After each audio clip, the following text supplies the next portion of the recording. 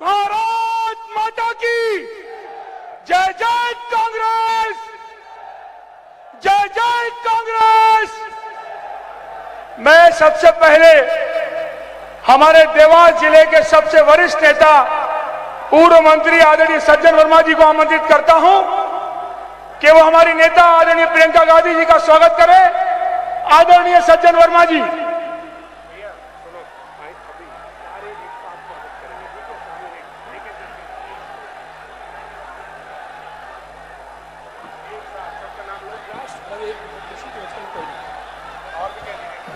Candidate है ना, मैं सामने हमारे कैंडिडेट देवास से भाई प्रदीप चौधरी जी, हाट पिपलिया से राजवीर सिंह बघेल साहब, गोपाल भोसले जी हमारे बागली से, सज्जन भैया सोनकत से, और हम सब के लाडले दीपक भैया के लिए जोरदार तालियां बजा दीजिए। आप सबने स्वागत किया है, आप सबका बहुत बहुत अभिनंदन। प्रियंका जी हमारे बीच आई हैं, मैं मंच सज्जन भैया को सौंपता हूं। आदरणीय सज्जन भैया। मैं हमारी नेता प्रियंका गांधी जी को 1 मिनट में इस विधानसभा की पृष्ठभूमि बताना चाहता हूं।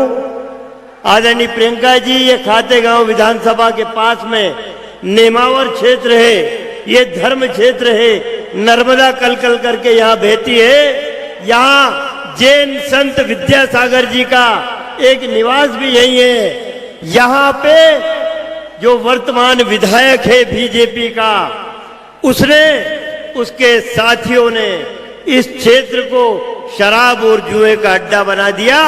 इस नेमावर की पवित्र धरती पे उसके प्रतिनिधि ने 5 आदिवासियों की हत्या, 3 बच्चों के साथ बलात्कार, उसके माता पिता 5 को हत्या करके नेमावर की पवित्र धरती पे 10 फीट गहरा गड्ढा खोद के नमक और यूरिया के अंदर 3 महीने उनकी लाशें सड़ती रही, पवित्र क्षेत्र को दूषित किया। कमलनाथ जी को जैसे ही पता चला इस जघन्य हत्याकांड का, 5-5 लाख रुपए के 5 चेक 25 लाख रुपए मैं लेके आया, उस पीड़ित परिवार को मैंने दिए। कमलनाथ जी तत्काल आए दूसरे दिन, लेकिन अगले 4 गांव छोड़ के मुख्यमंत्री शिवराज चौहान का इलाका लगता है बुधनी, एक बार भी इतने जघन्य हत्याकांड के आदिवासी भाई बहनों के आंसू पोंछने नहीं आया। इसलिए मैं अनुरोध करता हूं साथियों, राजनीति के संत स्वर्गीय कैलाश जोशी जी के सुपुत्र दीपक जोशी जी को प्रियंका गांधी जी ने टिकट दी है। ये अब हमारा दायित्व बनता है कि भाई दीपक जोशी को हजारों हजार वोट से जिता के कांग्रेस का एक झंडा देना, ताकि भोपाल की विधानसभा में जाके वो लगा दे। मैं आमंत्रित करता हूं भाई दीपक जोशी जी को आए और अपने साथियों को संबोधित करें। भाई दीपक जोशी जी हमारी इस चुनाव सभा को संबोधित करने के लिए पधारी हमारी राष्ट्रीय नेता श्रीमती प्रियंका गांधी जी, मंचासीन सभी हमारे सहयोगीगण, उपस्थित सभी माता बहनों एवं कार्यकर्ता साथियों, नागरिक बंधुओं, ये सिद्ध क्षेत्र है। भगवान सिद्धेश्वर नेमावर में विराजमान है। मां नर्मदा का आंचल इसको अपने आंचल से ढकता है। ऐसे इस क्षेत्र में शिवराज सिंह चौहान जैसा ढोंगी मुख्यमंत्री, मैं ढोंगी कह रहा हूं उसको, वो ढोंग करता है, ऐसे ढोंगी मुख्यमंत्री जिसने के इस मध्य प्रदेश को खोखला कर दिया। नर्मदा सेवा यात्रा के नाम पर 6 करोड़ पेड़ लगाए, 6 करोड़ में से एक भी पेड़ शिवराज सिंह चौहान दिखा नहीं सकता, क्योंकि 6 करोड़ पेड़ की राशि उनके नेताओं और कार्यकर्ताओं की जेब में गई है। मैं आज आपको बताना चाहता हूं कि इसी क्षेत्र में जो घटना घटी उनसे श्रीमती प्रियंका गांधी जी रूबरू हुई है। उनको इस चीज का एहसास है कि किस प्रकार की दर्दनाक घटना इस क्षेत्र में हुई है। लेकिन हम इस क्षेत्र के लिए 3 विजन लेकर काम कर रहे हैं। पहले मां नर्मदा का पानी हमारे यहाँ से दूरस्थ जा रहा है, हम जब तक हमारे एक एक खेत को पानी नहीं दे देंगे तब तक मां नर्मदा को ऊपर नहीं जाने देंगे। हमारे खेत को पानी मिलेगा तभी जाएगी। दूसरा, हम कुशासन को समाप्त करके सुशासन लाएंगे। और तीसरा, शिक्षा, रोजगार और स्वास्थ्य के क्षेत्र में काम करते हुए इस क्षेत्र को प्रगतिशील बनाने का प्रयास करेंगे। यहाँ का जो विधायक है या भाजपा जो अपने आप को सनातन का पर्याय मानती है और कहती है नर्मदे हर जिंदगी भर, यहाँ के नेताओं ने नर्मदे हर जिंदगी भर को बदल लिया और यहाँ के कार्यकर्ताओं नेता कहते क्या है, नर्मदा हर, डंपर भर, बालू भर, दारू भर और आखिर में चिलम भर, चिलम भर। ये चिलम भरने वाले पार्टी के लोगों को अब ये जनता बर्दाश्त नहीं करेगी। ये पलटने के साथ है। हम आपको विश्वास दिलाते हैं संपूर्ण हमारा क्षेत्र आपके नेतृत्व में मध्य प्रदेश में एक अच्छी सरकार बनाकर, आपके नेतृत्व में एक सफल सरकार बनाकर, माननीय कमलनाथ जी के नेतृत्व में और दिग्विजय सिंह जी के मार्गदर्शन में इस प्रदेश को वापस कांग्रेस को सौंपेंगे। आप कांग्रेस की तरफ से इस प्रदेश को विशेष रूप से, क्योंकि ये दिल की धड़कन है, मध्य क्षेत्र है, इसलिए आप विशेष कृपा इस पर बरसाएं। बहुत बहुत धन्यवाद। जय हिंद, जय भारत।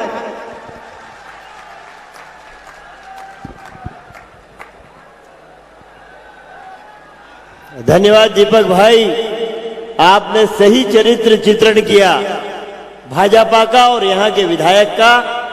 मैं अब आमंत्रित करने जा रहा हूं हमारी नेता श्रीमती प्रियंका गांधी जी को, जिनका चेहरा हमें श्रीमती इंदिरा गांधी जी की याद दिलाता है।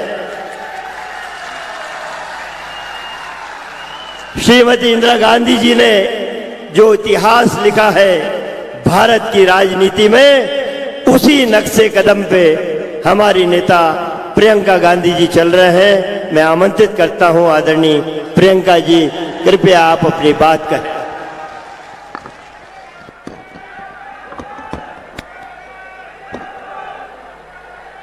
त्वदीय पाद पंकजम नमामि देवी नर्मदे।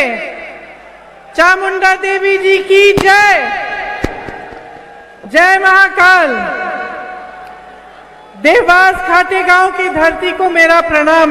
मेरे भाइयों, मेरी बहनों, आप काफी धूप में मेरा इंतजार कर रहे हैं, खासतौर से इसके लिए मैं आपकी आभारी हूं और आपका इस सभा में मैं स्वागत करती हूं।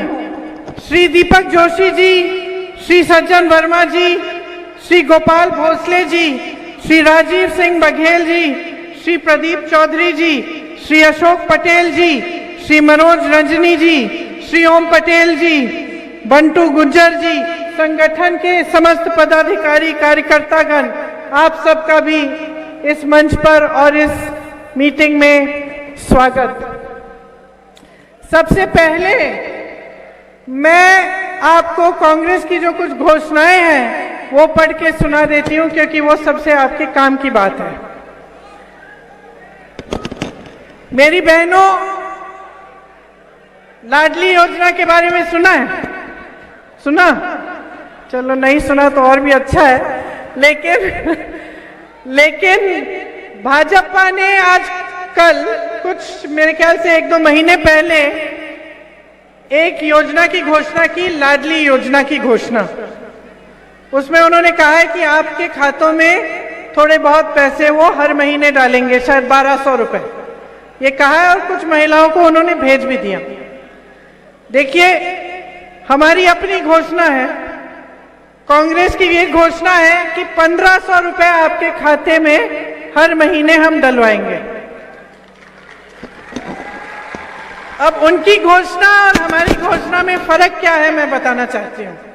बहनें बैठी हुई हैं, आप सोचो अगर आपकी कोई सहेली होती जिसकी शादी किसी के घर में हो गई, बड़े परिवार में, परिवार के मुखिया थोड़े कंजूस हैं, ठीक है, 18 साल से उसी परिवार में है, जब भी कुछ पैसों की जरूरत होती थी, जब भी कुछ कराना था, दिवाली के लिए कोई मेहमान आ रहे हैं, कुछ भी करना है, तो मुखिया पैसे नहीं देते थे, खुद अपने पति के साथ वो कहीं ना कहीं से जुगाड़ करके और कुछ करके अपने आप कमा लेती थी और उससे काम चला लेती थी। अब सोचो कि आपकी ये सहेली एक दिन आपके पास आती है और आपसे कहती है कि सुनो, आज तो गजब हो गया, आज तो मेरे ससुर जी ने कहा कि तुम खाता खोल दो, हर महीने तुम्हारे खाते में मैं 1200 रुपए डाल दूंगा। बहुत खुश है तुम्हारी सहेली, तुम क्या कहोगी उससे? क्या कहोगी?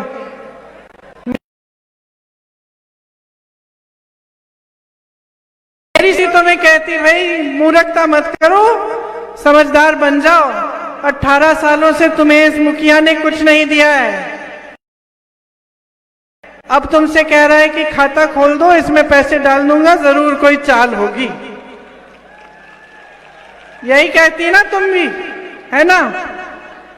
क्योंकि इंसान का अनुभव क्या होता है, हम तो अपने अनुभव पे चलते हैं। कोई हमें कोई भी सपना दिखा दे, कुछ भी कह दे, कल कह देंगे कि महिलाओं के लिए आरक्षण कर रहे हैं, संसद में महिलाओं के लिए बड़ा आरक्षण का बिल इन्होंने पास किया, सब महिलाएं खुश हो गई, मीडिया में आया, टीवी पे आया, बड़ी इवेंटबाजी हुई, पब्लिसिटी खूब हुई, पैसे भी खर्चे सरकार ने, मोदी जी जहां जहां गए उनको माल्यार्पण किया गया, उनका स्वागत किया गया, महिलाओं ने उनको धन्यवाद दिया। पता चला कि 10 सालों के लिए आरक्षण बिल लागू ही नहीं होगी। तो जब 10 सालों के लिए महिला इसका फायदा देख ही नहीं पाएगी, तो फिर हम आज से इसके लिए खुशी क्यों मनाएं? वही बात है। और यही मुख्य बात मैं कहना चाहती हूं कि इनकी घोषणाओं को समझो, किस लिए की जा रही है। जो 18 सालों से काम आपके लिए नहीं किया, वो चुनाव के 2 महीने पहले क्यों कर रहे हैं? कोई वजह होगी, वजह साफ है। इनकी घोषणाएं आपके वोटों को लेने के लिए होती हैं।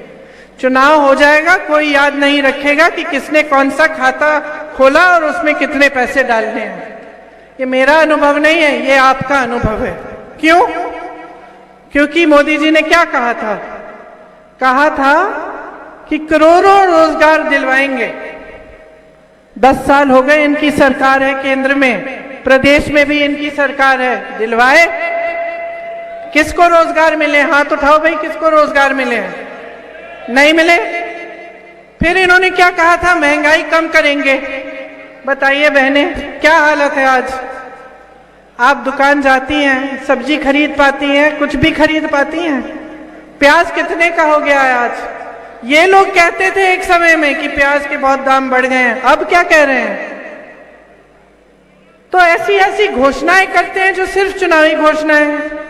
अब मैं जो पढ़ने जा रही हूं, इनको अच्छी तरह से समझो, सुनो कि क्या घोषणाएं हैं हमारी, और फिर मैं आपको ये बताऊंगी कि आपको इन पर भरोसा क्यों करना चाहिए। देखिए, महिलाओं को जैसे मैंने कहा 1500 रुपए प्रति माह अपने खाते में, आपके खाते में जाएंगे। गेहूं का न्यूनतम समर्थन मूल्य बढ़ाया जाएगा, 2600 रुपए दिया जाएगा। धान का समर्थन मूल्य 2500। अब हम किस आधार पर कह रहे हैं? चुनाव के आधार पर नहीं कह रहे हैं। छत्तीसगढ़ आपके पास में है, पास वाला प्रदेश है, पड़ोसी प्रदेश है आपका। 2400 रुपए धान मिल रहा है। अभी कांग्रेस की सरकार खरीद रही है धान 2400 रुपए में आज के दिन, और चुनाव के लिए नहीं किया गया था, ये काफी समय से चल रहा है। उस आधार पे हम कह रहे हैं कि यहाँ पे भी हम 2600 का गेहूं और 2400 का धान खरीदेंगे। फिर हम कह रहे हैं कि किसान के कर्ज माफ किए जाएंगे। अब किस आधार पे कह रहे हैं?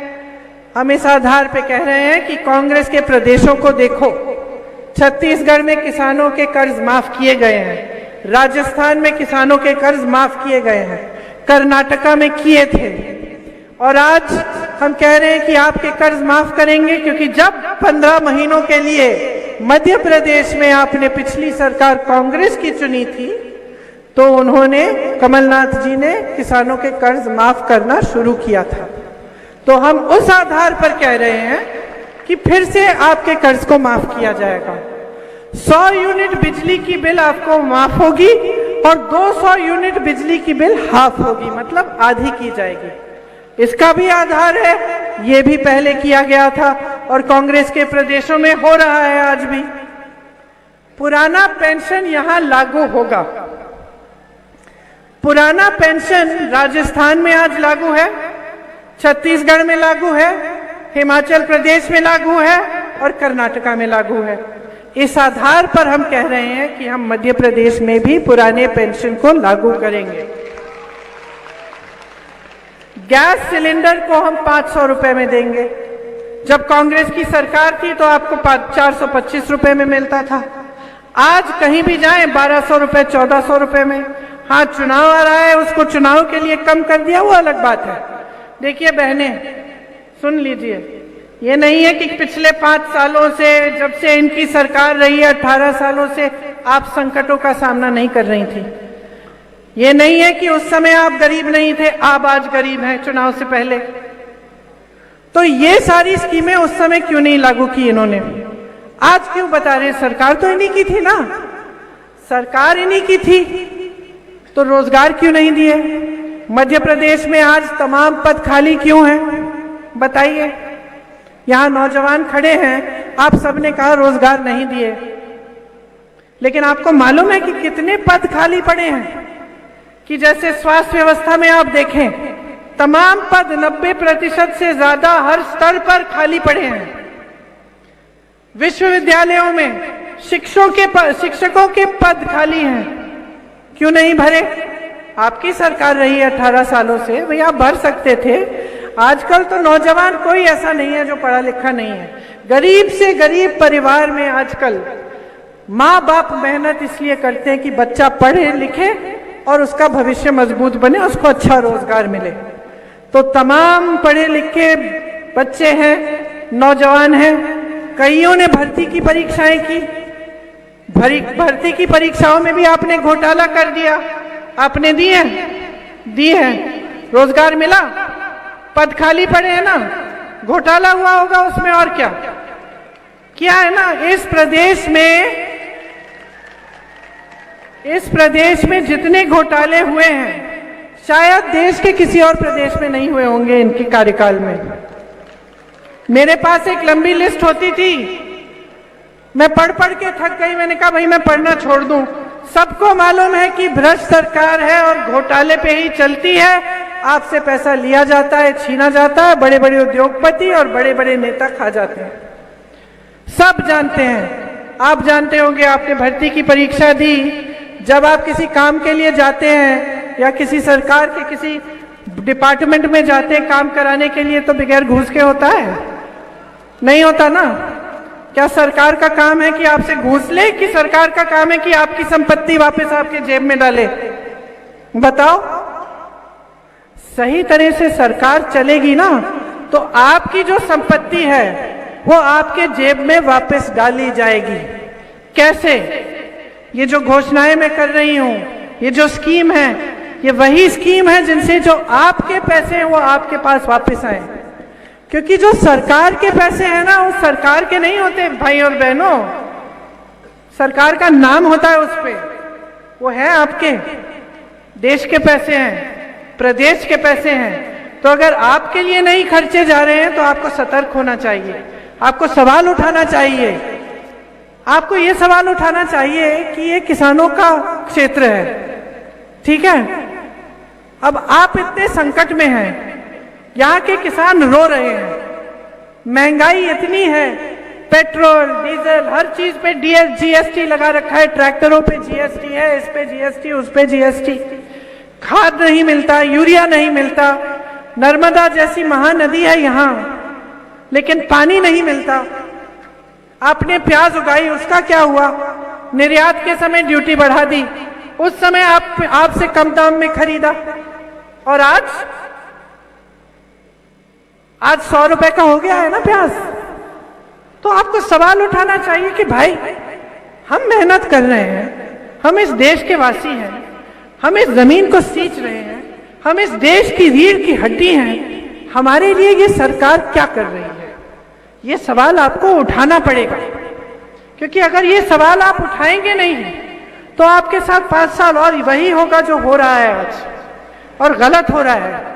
आपका पैसा आपसे लिया जा रहा है, टैक्स से लिया जा रहा है। बड़ी बड़ी सरकारी कंपनियां जो हैं, जिससे आपको रोजगार मिलता था, जिससे आपको ऐसी नौकरी मिलती थी कि कोई खदेड़ नहीं सकता था आपको बेवजह। प्राइवेट की नौकरियों में तो कभी भी निकाल दें, सब सरकारी नौकरी चाहते थे। क्यों? क्योंकि नौकरी की सुरक्षा होती थी, रोजगार का सुरक्षित महसूस होता था इंसान जब उसको वो रोजगार मिलता था कि चलो बाद में 20 साल बाद पेंशन भी मिल जाएगा। अब आप देखिए, आप सरकारी कंपनियां को लीजिए, जितनी सरकारी कंपनियां हैं सारी इन्होंने बेच डाली। सच है कि नहीं है? हवाई अड्डे किसके हैं आज? सरकार के हैं। किसके? अडानी जी के हैं। बंदरगाह किसके हैं? बड़ी बड़ी सरकारी कंपनियां किसकी हैं? अडानी जी आपको सरकारी नौकरी दे सकते हैं? आपके पेंशन को सुरक्षित रखेंगे? ये सरकार ही आपके पेंशन को सुरक्षित नहीं रख रही है। आज आप 20 साल के लिए नौकरी जब सरकार में नौकरी करते हैं, आपको पता नहीं कि जो हर महीने आपके वेतन में से पेंशन निकाला गया था 20 सालों के लिए, आपको खुद नहीं पता कि सरकार ने इसका कहाँ निवेश किया, खुद नहीं पता। इसीलिए सरकारी कर्मचारी कहता है मुझे पुराना पेंशन चाहिए, क्योंकि कहता है भाई 20 सालों से तुमने हर महीने सरकार ने मेरे से पैसे लिए, आज 20 साल हो गए, मुझे पता ही नहीं भाई, कहीं तुमने गलत जगह डाल दिए ये पैसे और पैसे गवा दिए, मैं क्या करूंगा? मैं तो 20 सालों के लिए मैंने काम किया है इन पैसों के लिए। यही कह रहा है कि भाई मेरे हाथों में दे दो, मेरी कमाई है, मैं हिफाजत करूंगा, मुझे कहीं डालना है इन्वेस्टमेंट डालूंगा, मुझे कुछ बनाना है अपने लिए घर बना लूंगा। आप दे नहीं रहे। तो ये परिस्थितियां हैं। परिस्थितियां ये है कि अगर आपका प्रदेश इस मोड़ पे आ गया, 18 सालों से भाजपा की सरकार है, 18 सालों से इनकी राजनीति चल रही है। लोग कहते हैं मध्य प्रदेश आरएसएस की प्रयोगशाला है। बहुत बढ़िया। क्या मिला आपको? क्या मिला आपको इस राजनीति से? जब जब चुनाव आया धर्म की बात उठा ली। आपके जज्बात हैं धर्म से जुड़े हुए, किसके नहीं है? कौन सा ऐसा देशवासी है जिसके जज्बात, जिसका दिल धर्म की बातों से जुड़ा नहीं है? बताइए, कोई नहीं है, चाहे किसी भी धर्म का हो। तो जब धर्म का इस्तेमाल हो रहा है तो आप आंखें नहीं खोलेंगे? जब धर्म की बातें होती हैं और उस पे वोट मांगा जाता है, आप आंखें नहीं खोलेंगे? मैं किसी के घर गई, एक गांव में एक लड़की है थी यूपी में, उसके घर गई, छप्पर फटा हुआ था, ऊपर से बारिश आ रही थी, नलके में पानी नहीं है। मैंने पूछा बिजली आती है? कहती है नहीं। तो थोड़ी बातचीत हुई, मैंने पूछ लिया भाई वोट किसको दोगे? कहती है दीदी वो धर्म की बात करते हैं, हम उन्हीं को देंगे। तो मैंने कहा फिर ठीक है, फिर 5 साल और जियो इस तरह। क्योंकि राजनीति जो है ना, सबसे पहला मकसद क्या है उसका? अगर नेता भूल जाता है, अगर जनता एहसास नहीं दिलाती, तो तरक्की नहीं हो सकती आपकी। सबसे बड़ा मकसद, सबसे बड़ा राजनीतिक मकसद यही है कि आपकी सेवा होनी चाहिए, आपकी तरक्की होनी चाहिए, देश को आगे बढ़ना चाहिए, गांव को सशक्त करना चाहिए, रोजगार बनाने चाहिए। ये है राजनीतिक मकसद। ये मकसद नहीं है कि चुनाव के समय धर्म की बात कर ली, सबके जज्बात उभार दिए, उस पे वोट ले लिए, बटोर लिए और बैठ गए सत्ता में मौज खाने। ये नहीं है मकसद। और मैं आपसे शिकायत करूंगी कि आपने एक ऐसी परिस्थिति बना दी है इस देश में कि सारे नेता जो सत्ता में बैठे हैं इस बात को भूल गए हैं, और आपने ये परिस्थिति आपने बनाई है। आपसे शिकायत है, क्योंकि आप जागरूक नहीं बन रहे हो।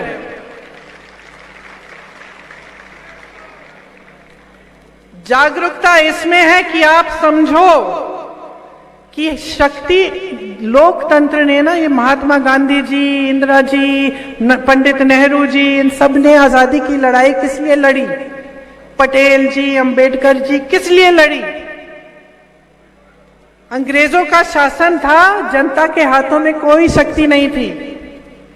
आजादी की लड़ाई अपनी आजादी के लिए नेताओं ने नहीं लड़ी, आपके पूर्वजों ने नहीं लड़ी, आपकी आजादी के लिए लड़ी। इसका मतलब है कि जब इस देश में लोकतंत्र है, लोकतंत्र का मतलब है देश में सबसे शक्तिमान, सर्वोपरि कौन है?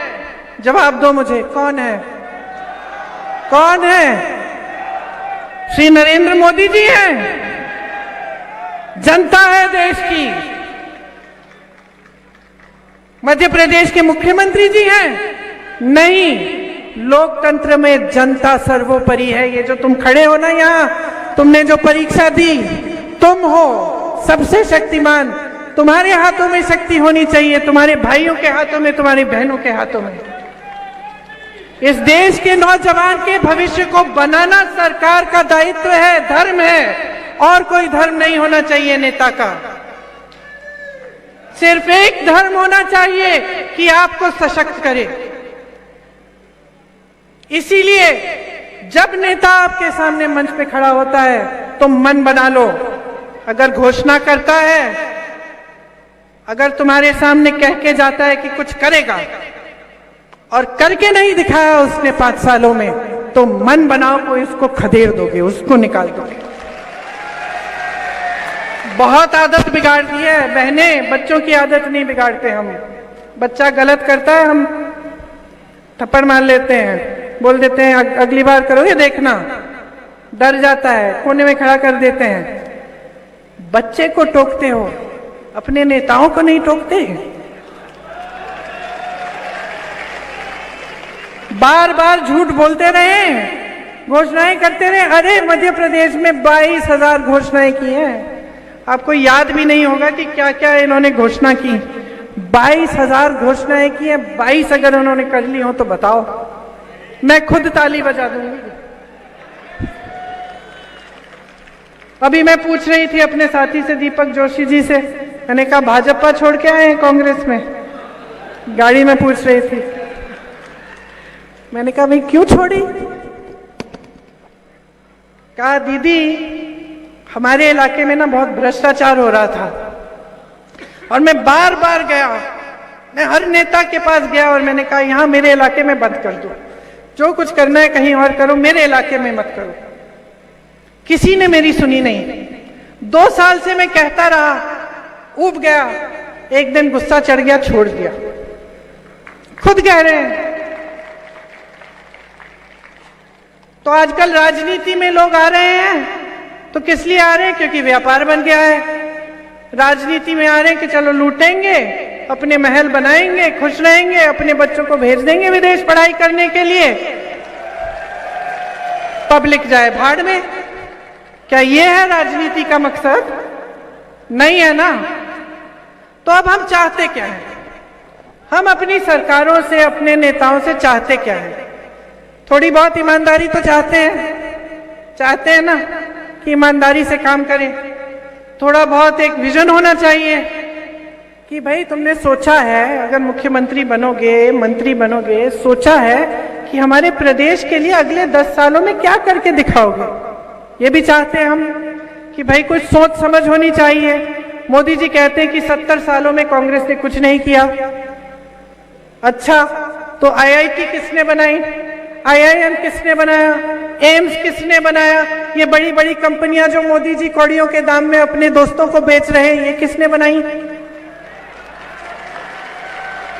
ये हवाई जहाज जो मोदी जी खरीद रहे हैं 8-8 हजार करोड़ के, 8,000 करोड़ के अपने लिए खरीदे हैं 2 हवाई जहाज। ये जो खरीद रहे हैं, इनकी ये सब एयरपोर्ट सब कुछ, ये किसने बनाया? ये बंदरगाह जो दे रहे हैं अडानी जी को, ये किसने बनाया? 70 सालों से कुछ नहीं हुआ बहनों और भाइयों।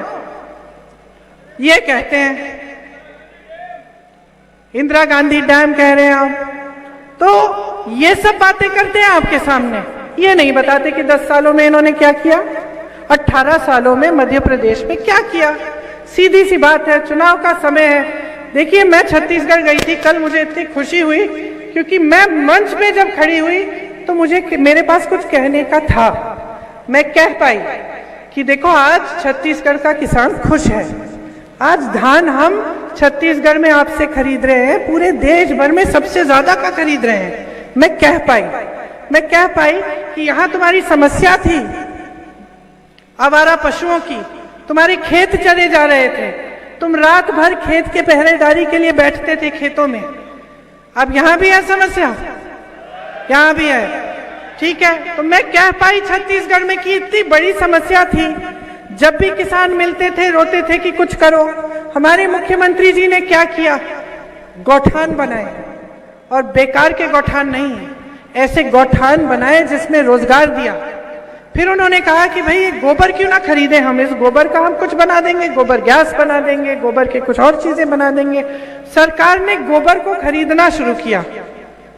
गोबर को खरीदना शुरू किया तो लोगों ने आवारा पशु को रखना शुरू किया, है कि नहीं, क्योंकि उससे कमाई हो रही थी। गौठान में मैं ऐसी महिलाओं से मिली हूं जो 1 लाख रुपए 6 लाख रुपए कमा रही हैं बहनों। स्वयं सेवा समूह बना दिए, उससे जितना भी गौठान का काम था उसमें काम कराया, उसमें नई नई चीजें कराई। बस्तर जैसे जिले में जो पूरे देश में जाना जाता था कि यहाँ पे हिंसा है, भाई लोग डरते थे जाने से, बस्तर जैसे जिले को मशहूर बना दिया। किस लिए? मिलेट के लिए, रागी के लिए। रागी के सबसे बड़ा प्लांट लगाया वहां हमारी सरकार में। आज बस्तर से रागी पूरी दुनिया में जा रहा है, उसकी बढ़िया पैकेजिंग हो रही है, मार्केटिंग हो रही है। मेरे घर में भी है, मैं भी वो खाती हूँ। तो जो जहाँ पे हिंसा थी, जहाँ पे गरीबी थी, जहाँ पे आदिवासियों के लिए मुश्किलें ही मुश्किल थी, हमने उस जिले को उठाया, वहां पे हमने संपत्ति डाली। किसकी संपत्ति? जनता की संपत्ति उसमें डाली, हमने स्कीमें बनाई और आज वहां जनता खुश है।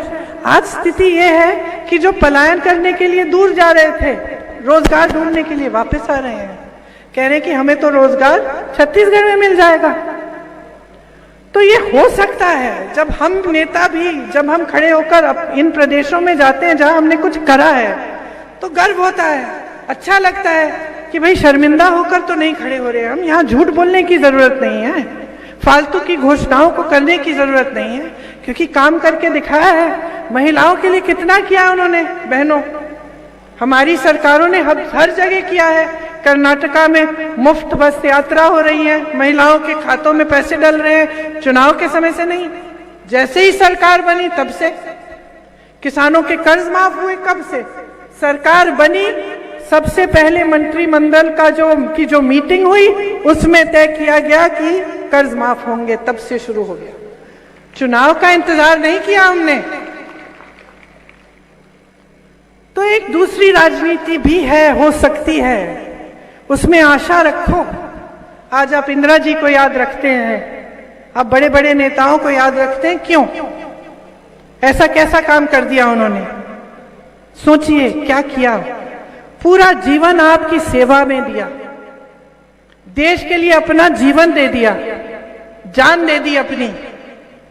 लेकिन श्रद्धा इसलिए है क्योंकि उनके दिल में आपके लिए श्रद्धा थी। वो अपने आप को आपसे ऊपर नहीं समझती थी, इसलिए उनके मृत्यु के तकरीबन 40 साल बाद भी आप नारे लगाते हैं उनके लिए। मैं आदिवासी क्षेत्रों में जाती हूँ, अभी भी लोग मिलकर मुझे कहते हैं कि आपकी दादी जी ने पट्टे दिलवाए, गरीबों को पट्टे दिए, जल जंगल जमीन पर अधिकार दिया। आज भी आप उनके लिए ताली, मेरे लिए नहीं है, उनके लिए ताली बजा रहे हो, क्योंकि उनके दिल में आपके लिए श्रद्धा थी। ऐसे नेता होते हैं, ऐसी राजनीतिक दल होते हैं जिनके असूल, जिनकी परंपराएं इस देश की आजादी के असूल हैं, पुरानी परंपराएं हैं, आदर की परंपराएं, एक दूसरे के लिए और देश की जनता के लिए। हम समझते हैं कि ये संपत्ति सब आपकी है, हम चाहते हैं कि आपके हाथों में जाए। हम समझते हैं कि आपने खड़ा किया है यहाँ हमको।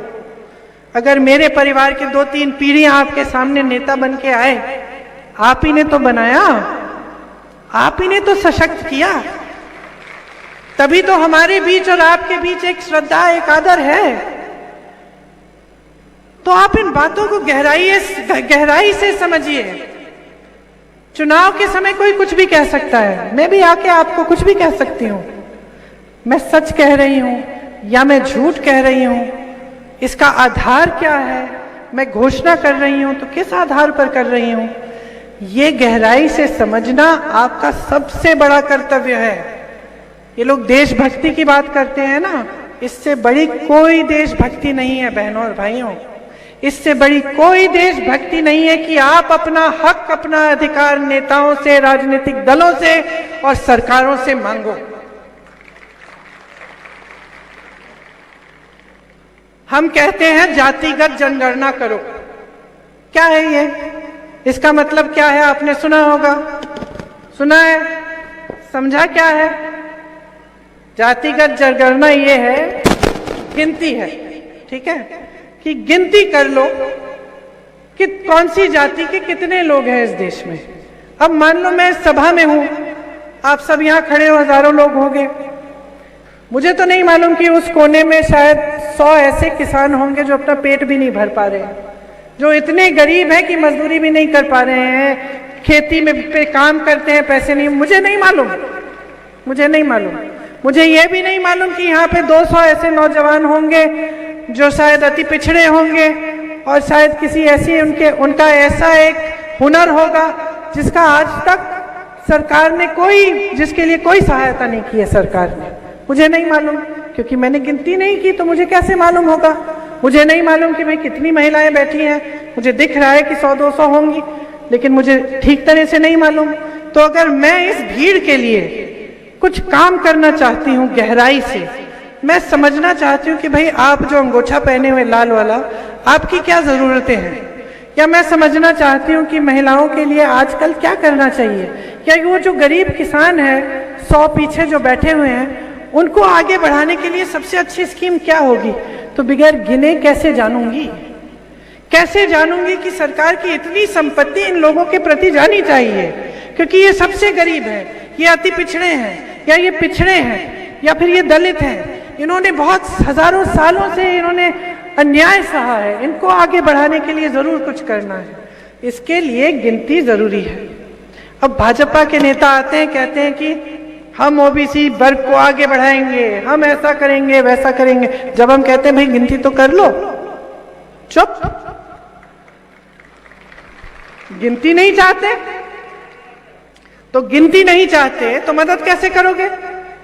बिहार में गिनती की, बिहार की प्रदेश सरकार ने गिनती कर ली, 84% निकले ओबीसी, दलित और एसटी, 84%, ठीक है।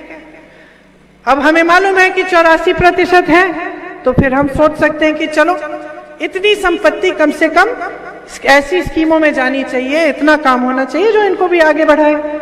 अब हमें पता चला इस गिनती को करने के बाद कि किसी और जाति के, जो शायद एक ओबीसी नहीं है, दलित नहीं है, लेकिन किसी और जाति के लोग बहुत ही ज्यादा गरीब हैं, तो हमें पता चला कि अच्छा बहुत ज्यादा गरीब लोग भी हैं और उनके लिए भी हमें एक स्कीम बनानी चाहिए। तो ये सब चीजें जब सोच होती है ना, जब समझ होती है, जब गहराई से एक विजन के साथ ये काम किया जाता है देश के लिए, प्रदेश के लिए, तभी ये सब समझ हो सकती है। वरना जैसे मैंने कहा, कहते रहे कि हम इस जाति के लिए करेंगे, उस जाति के लिए करेंगे, खासतौर से चुनाव के समय उठा ली है बातें, लेकिन नियत नहीं है, गिनती ही नहीं करनी आपको। महिला के आरक्षण की बात कर ली, 10 सालों के लिए महिला आरक्षण देखने ही नहीं वाली है, तो फिर फायदा क्या हुआ? हम अभी से क्यों कूदें भाई, हम अभी से क्यों नाचें और गाएं और मोदी जी के बारे में बढ़िया बढ़िया चीजें कहें? तो गहराई में चीजों को समझने की जरूरत है, नेताओं को और जनता को। और जब तक आप ऐसी राजनीति को बढ़ाते रहेंगे ना, जो आपको धर्म और जाति के आधार पर फुसलाते रहेगी, तब तक आप पीछे रहोगे, तब तक सिर्फ नेताओं के बच्चे फूलेंगे फलेंगे और आप वहीं के वहीं रहोगे। अब मैं घोषणाओं से चल के पता नहीं कहां चली गई, तो अपनी घोषणाएं खत्म कर लेती हूं। मैंने ओबीसी की बात की, ओबीसी के लिए 27% आरक्षण मध्य प्रदेश में दिया जाएगा। 5 हॉर्स पावर सिंचाई की बिजली मुफ्त मिलेगी आपको। जाति जनगणना हम प्रदेश में कराएंगे अगर केंद्र सरकार नहीं करना चाहती। 2 लाख सरकारी पद खाली पड़े हैं, तुम जैसे लड़कों को मिलने चाहिए और मिलेंगे। प्रतियोगी परीक्षा के लिए कितनी फीस दी है तुमने? 500। हम कह रहे हैं कि जितनी भी ऐसी परीक्षाएं हैं उसकी निःशुल्क तुम फीस के बिना तुम भरो। 25 लाख रुपए तक का बीमा और 10 लाख का दुर्घटना बीमा, स्वास्थ्य बीमा आपको मिलेगा। मतलब कोई दुर्घटना घट गई, किसी को चोट आ गई, आपको अस्पताल ले जाना है, 10 लाख तक आपका इलाज हो जाएगा अगर दुर्घटना हुई, और 25 लाख तक बाकी इलाज। ये राजस्थान में हो रहा है। राजस्थान में मैं ऐसे लोगों से मिली हूं जिनका हार्ट ऑपरेशन सरकार द्वारा किया गया, 1 पैसा नहीं देना पड़ा, क्योंकि 25 लाख तक मुफ्त इलाज है। राजस्थान में किसकी सरकार है? कांग्रेस की सरकार है। ये एक पढ़ो और पढ़ाओ योजना खास मेरी बहनों के लिए है, अच्छी तरह से समझिए इसको। इसमें मध्य प्रदेश के हर बच्चे को 1 से 12वीं तक निःशुल्क शिक्षा मिलेगी। कक्षा 1 से 12 तक अलग अलग, जैसे 1 से 5वीं तक, 5वीं से 8वीं तक अलग अलग बच्चों को 500, 1000 और 1500 रुपए दिए जाएंगे हर महीने, ताकि जो स्कूल के लिए, पढ़ाई के लिए जो चीजें खरीदनी पड़ती हैं, जो थोड़ा बहुत करना पड़ता है, वो आप कर पाए। यहाँ पे आपको मालूम है 7000 पाठशालाएं बंद हुई हैं इनके राज्य में। नई बनाने के बजाय इन्होंने बंद कर डाले, और वहां छत्तीसगढ़ में ऐसे विद्यालय बन रहे हैं, हर जिले में बने हैं जहां पे इंग्लिश मीडियम पढ़ाई जा रही है। और हमने वहां घोषणा की है कि 5 साल सरकार और लाओगे तो जितने सरकारी विद्यालय हैं उन सबको अपग्रेड करके हम इंग्लिश मीडियम भी बनाएंगे। आज आप जानते हैं कि महंगाई कितनी है। दिवाली आ रही है, आप सब जानते हैं। जो भी दिवाली के लिए काम करने हैं, लिपाई पुताई, थोड़ा सा सजाना है घर को, कुछ बर्तन खरीदने जाओगे धनतेरस पे, दिए खरीदने जाओगे, कर पा रही हो? क्या होता है, दुकान जाती हो तो लौट आती हो ना बगैर खरीदे, आधी चीजें छोड़ के आती हो ना। ये हो रहा है। जहां जहां कांग्रेस की सरकार है वहां हमने बचाया है इनकी नीतियों से लोगों को। गैस का सिलेंडर कम दाम में दे दिया, महिलाओं को सहायता कर ली, गांव में ग्रामीण रोजगार बढ़ा लिए, खेती किसानी में रोजगार बढ़ा लिए, किसानों के कर्ज माफ कर लिए, ताकि आपके जेब में पैसा हो। जब आपके जेब में पैसा होता है ना, तभी आपकी अर्थव्यवस्था मजबूत होती है गांव की, तभी आप आगे बढ़ पाते हो। ये आपके साथ नहीं हो रहा है। आज जिस तरह की महंगाई से आप जूझ रहे हो ना, वो बहुत गलत है। आप सोचो, देश का किसान मोदी जी के राज में 27 रुपए कमा रहा है एक दिन में। आज आपको प्याज 100 रुपए में मिल रही है 1 किलो। 27 रुपए आप एक दिन में कमा रहे हो।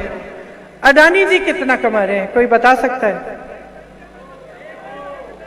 1 घंटे में 70 करोड़।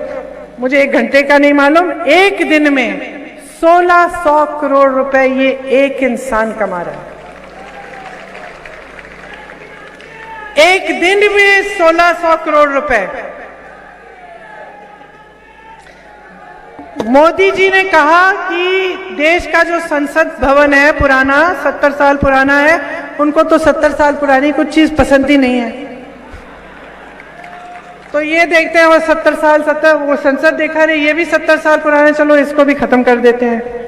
तो कहा कि भाई हमें तो नया संसद चाहिए, हम नया संसद भवन बनाएंगे। जरा सोचिए कितना खर्च करेंगे इस नए संसद भवन को बनाने के लिए? 20,000 करोड़ रुपए। किस लिए? वो नई दिल्ली का वो एक रास्ता है, उसके सुंदरीकरण के लिए, G20 के ये जो प्रधानमंत्री और राष्ट्रपति आते रहते हैं इनके लिए, और नए संसद भवन बनाने के लिए कहीं 27,000 करोड़, कहीं 20,000 करोड़ रुपए खर्च रहे हैं। पुराने पेंशन के लिए पैसे नहीं हैं, पुराने पेंशन के लिए पैसे नहीं हैं, किसानों के कर्ज माफ करने के लिए पैसे जब उन्होंने ये ऐलान किया कि 20,000 करोड़ रुपए का वो सुंदरीकरण करेंगे उस एक रास्ते का नई दिल्ली में, मैं यूपी में काम कर रही थी। उस समय किसान आंदोलन था, लाखों किसान महीनों से सड़क पर आ गए थे, उतरे हुए थे। पानी नहीं था, सरकार उनसे बात भी नहीं कर रही थी, सुनवाई ही नहीं थी उनकी, कुछ नहीं। 6 किसानों को सरकार के एक मंत्री के बेटे ने जीप के नीचे कुचल डाला था। वो मंत्री इनके साथ मंच पे बैठा था। इन्होंने ऐलान किया कि 20,000 करोड़ रुपए का सुंदरीकरण करेंगे। सरकार से ये पूछिए, जब 20,000 करोड़ रुपए नए संसद भवन को बनाने के लिए है तो हमारे बकाये के लिए 15,000 करोड़ रुपए क्यों नहीं है? किसानों की कोई सुनवाई नहीं हुई, किसान बैठा रहा सड़क पे। मेरे ख्याल से सैकड़ों किसान शहीद हुए, आंकड़ा याद नहीं है मुझे, 400-500 किसान शहीद हुए। मोदी जी अपने घर से नहीं निकले, 2 किलोमीटर दूर, 3 किलोमीटर दूर इनके घर से ये धरना था, बात करने तक नहीं आई।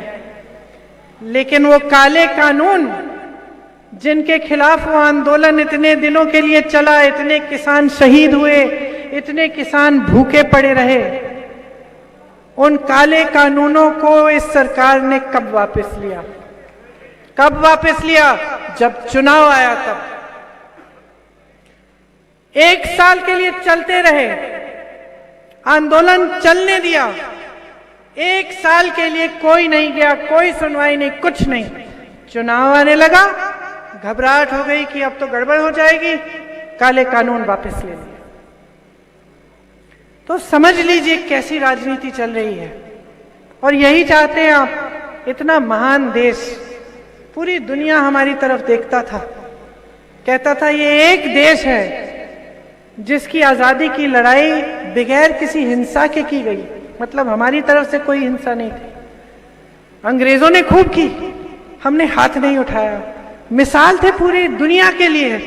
लोग कहते थे देखो हिंदू, मुसलमान, सिख, ईसाई, जैन, बौद्ध सब इकट्ठे होकर इतने बड़े साम्राज्य के खिलाफ लड़ रहे हैं और एक बार हथियार नहीं उठाते।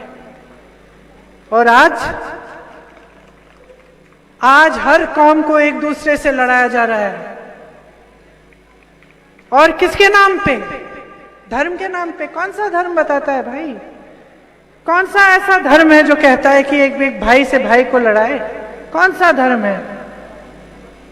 कोई धर्म नहीं है। सारे धर्म यही कहते हैं कि एकता बनी रहे, लोग खुशहाल रहें, एक साथ सबकी समान तरीके, सबकी दृष्टि एक हो, सब आगे बढ़े। और आज एक ऐसी राजनीति आ गई है हमारे देश में, हमारे प्रदेश में, जो धर्म के नाम पे आपसे वोट मांगती है, काम पे नहीं। और मैं फिर से कहूंगी, आदत आपने बिगाड़ी है। सोच लो, सोच लो, कोई नौकरी कर रहा है, कोई नौकरी कर रहा है, उसको मालूम है कि उसको काम करने की जरूरत नहीं है। जब साहब आएंगे तो कोई बहाना बना देगा और साहब को कुछ चीजें बहुत अच्छी लगती हैं सुनने, वही चीजें बोलेगा, नौकरी चलती रहेगी, साहब कुछ कहेंगे नहीं। अब आपने परिस्थितियां ये बना दी हैं कि नेता सोच रहा है कि काम की बात करने की जरूरत नहीं है, घोषणाएं कर दूंगा, चुनाव के बाद कुछ पूरा नहीं करना, मैं ऐश करूंगा, चुनाव आएगा फिर से घोषणाएं कर लूंगा और बीच में मैं धर्म की बातें करते रहूंगा। तो धर्म की बात जैसे करूंगा मेरे से काम कोई नहीं पूछेगा, तो नेता काम क्यों करेगा आपके लिए? नहीं करेगा ना, करेगा? आप मुझे कल कह दो इन सब नेताओं को कि भैया काम करने की जरूरत नहीं है, हमें आपसे कुछ नहीं चाहिए, आप आके यहाँ पे पूजा पाठ कर लो हमारे सामने और फिर चले जाओ। तो देखते कौन सा नेता आके आपकी टूटी ठीक करेगा, आपकी सड़क ठीक करेगा, आपकी पाठशालाएं बनाएगा? नहीं करेगा, क्योंकि उसको मालूम है कि जरूरत ही नहीं है, भाई वोट तो मुझे पूजा पाठ पे मिलना है। तो आदत मत बिगाड़ो। ये लोकतंत्र तुम्हारा है, ये देश तुम्हारा है, तुम्हारे पूर्वजों ने बनाया, तुम्हारी मेहनत बनाती है। ये किसान बैठे हैं सरहद पे, कौन अपनी जान देने जाता है? किसान का बेटा जाता है, मुख्यमंत्री जी का बेटा तो नहीं जा रहा। आपके लिए तो ये अग्निवीर ले आए, 4 साल सेना में नौकरी करिए, उसके बाद घर लौट जाइए, बेरोजगार बन जाइए फिर से। अपने बच्चों के लिए तो विदेश में पढ़ाई और बड़े बड़े महल और बड़ी बड़ी गाड़ियां, और आप वीडियो देख ही रहे हैं कि इनके बच्चों हजारों करोड़ों की बात कर रहे हैं एक दूसरे से कि ये कमाएंगे भाई, इतनी घूस दे दो, उतना इसमें मिलेगा, ये डील कर लो, वो डील कर लो। तो देखो, जागरूक बन जाओ।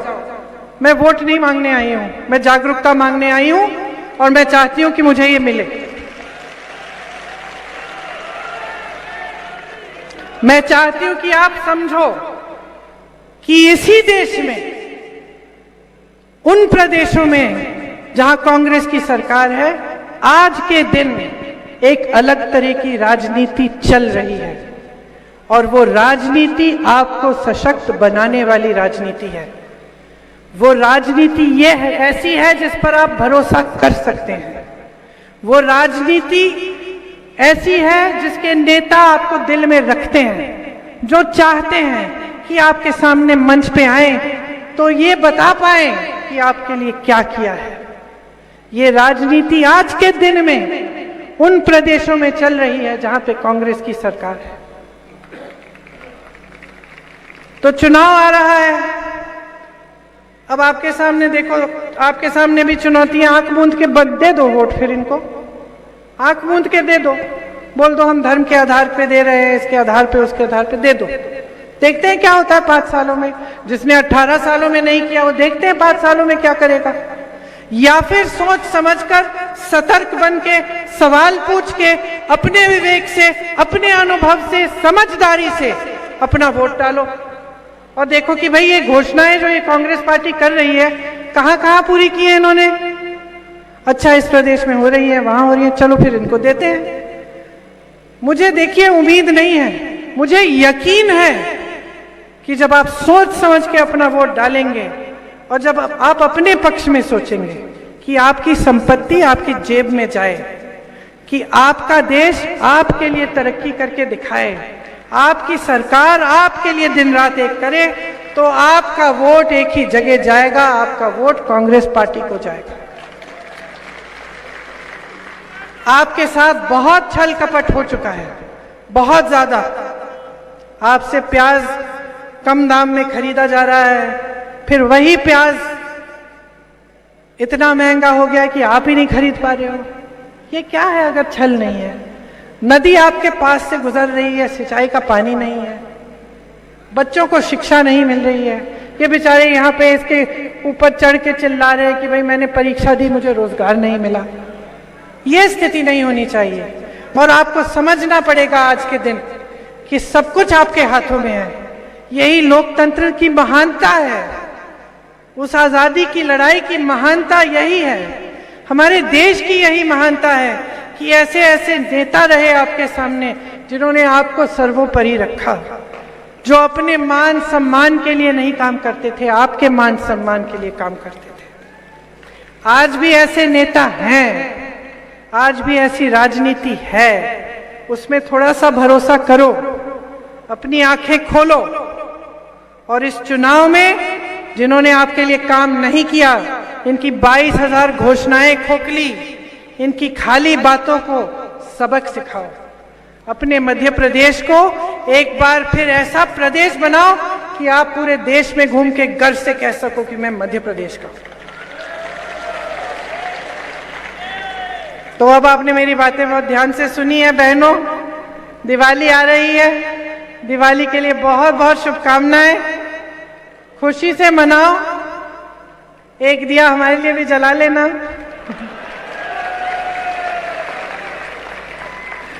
बहुत बहुत शुभकामनाएं दिवाली के लिए, और एक बार मेरे साथ जोर से कहिए जय हिंद। धन्यवाद। बहुत बहुत धन्यवाद दीदी, आपने अपना बहुमूल्य समय हमें यहाँ दिया, इसके लिए हम सब देवासवासी आपके आभारी हैं। और पूरे क्षेत्र से पधारे हुए समस्त कांग्रेस के ऊर्जावान साथियों को बहुत बहुत धन्यवाद, सादर प्रणाम। बोलिए प्रियंका गांधी, प्रियंका गांधी, जय जय कमलनाथ, जय जय कमलनाथ।